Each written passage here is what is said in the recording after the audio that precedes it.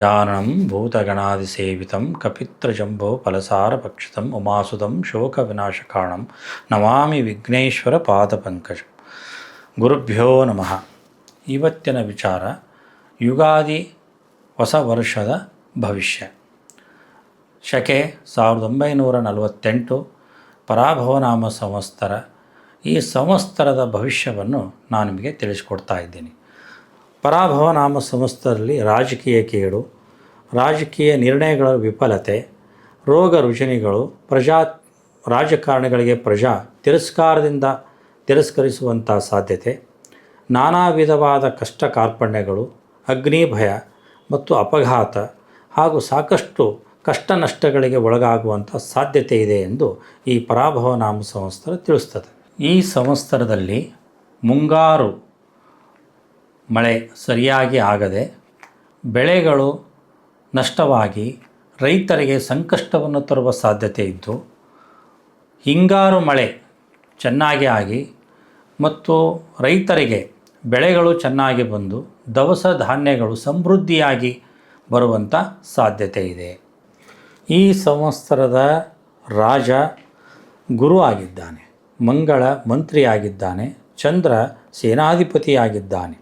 ಅರ್ಘಾಧಿಪತಿ ಚಂದ್ರ ಮತ್ತು ಸಸ್ಯಾಧಿಪತಿ ಗುರು, ಸೇನಾಧಿಪತಿ ಚಂದ್ರನಾಗಿರುವುದರಿಂದ ಧಾನ್ಯಾಧಿಪತಿ ಬುಧ, ಹೀಗಾಗಿ ಮೇಘಾಧಿಪತಿಯೂ ಕೂಡ ಚಂದ್ರನಾಗಿದ್ದಾನೆ. ಕೆಲವೊಂದು ಮಳೆ ಕೆಲವು ಕಡೆ ಚೆನ್ನಾಗಿ ಆಗುತ್ತೆ, ಕೆಲವು ಕಡೆ ಬರಗಾಲ ಬೀಳುವ ಸಾಧ್ಯತೆಯೂ ಕೂಡ ಇದೆ. ಕೆಲವೊಂದು ಕಡೆ ಅತಿವೃಷ್ಟಿ ಅನಾವೃಷ್ಟಿಯೂ ಆಗುವಂಥ ಸಾಧ್ಯತೆ ಈ ಗ್ರಹಗಳಿಂದ ತಿಳಿದು ಬರುತ್ತದೆ. ಈ ಸಂವತ್ಸರದಿಂದ ವ್ಯಾಪಾರಸ್ಥರಿಗೆ ಲಾಭದಾಯಕವಾಗಿದೆ. ವ್ಯಾಪಾರಸ್ಥರಿಗೆ ಈ ವರ್ಷ ತುಂಬ ಲಾಭದಾಯಕವಾಗಿದೆ.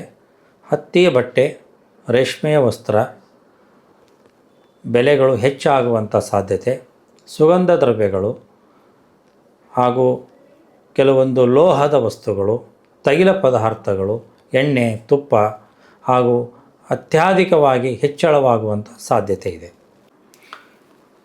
ಈ ಯುಗಾದಿ ನಂತರ 5 ರಾಶಿಗಳಿಗೆ ತುಂಬ ಲಾಭದಾಯಕವಾಗಿ ಸುವರ್ಣಯುಗ ಅಂತಲೂ ಹೇಳಬಹುದು. ಯಾಕಂದರೆ ಈ 5 ರಾಶಿಗಳು ತುಂಬ ಈ ವರ್ಷ ಲಾಭವನ್ನು ಪಡೆದುಕೊಳ್ಳುತ್ತವೆ.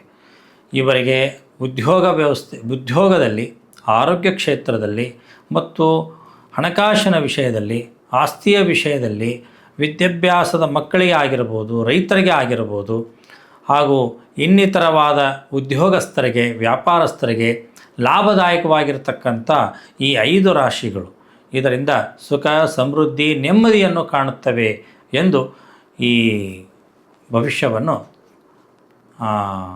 ತಿಳಿಸ್ಕೊಡ್ತಾ ಇದ್ದೇನೆ. ಯಾವ್ಯಾವ ರಾಶಿಗಳು ಅಂತ ಹೇಳಿದರೆ, ವೃಷಭ ರಾಶಿಯವರಿಗೆ, ತುಲಾ ರಾಶಿಯವರಿಗೆ, ಸಿಂಹ ರಾಶಿಯವರಿಗೆ, ಕುಂಭ ರಾಶಿಯವರಿಗೆ, ಮಕರ ರಾಶಿಯವರಿಗೆ ತುಂಬ ಲಾಭದಾಯಕವಾಗಿರ್ತಕ್ಕಂಥ ಈ ವರ್ಷ ಎಂಬುದನ್ನು ನಾನು ತಿಳಿಸ್ತಾ ಇದ್ದೇನೆ. ಭಗವಂತನು ನಿಮಗೆ ಆಯುಷ್ಯ, ಆರೋಗ್ಯ, ಐಶ್ವರ್ಯ, ಸುಖ, ಸಮೃದ್ಧಿ ನೀಡಲೆಂದು ಆ ಭಗವಂತನಲ್ಲಿ ನಾವು ಪ್ರಾರ್ಥನೆ ಮಾಡುತ್ತೇವೆ.